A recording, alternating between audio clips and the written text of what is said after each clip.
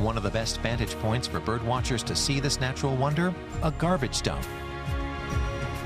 Time for a break for flocks of white storks in the Jordan Valley in the occupied West Bank at dawn. Ornithologist Yossi Leshem is up early to observe the birds at this huge garbage dump.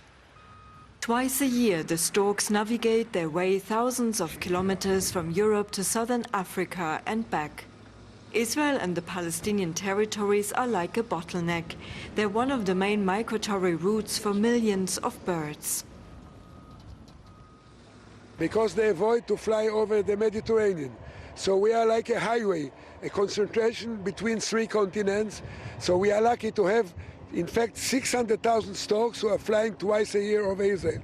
Almost all the world population of white storks, about 150,000 are flying over Gibraltar, 600,000 over Israel.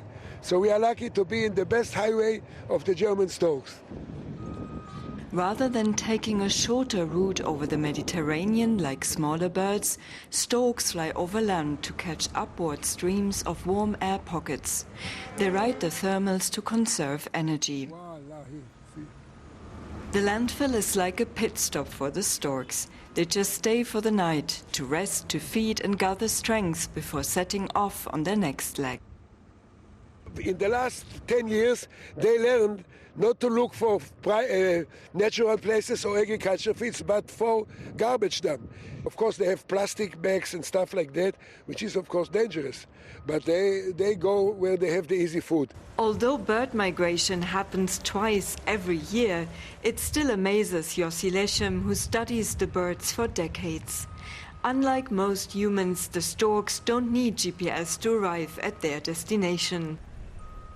We had one stork that was amazing for 13 years. She was going every year from the same nest in Lohburg near Berlin to the same tree near Cape Town, year after year.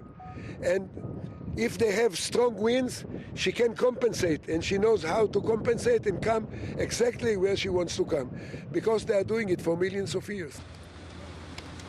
It's time for this flock to take off. Every day they fly between 300 to 500 kilometers. Next stop, the Egyptian Sinai, before they continue their exhausting journey towards their winter home in southern Africa.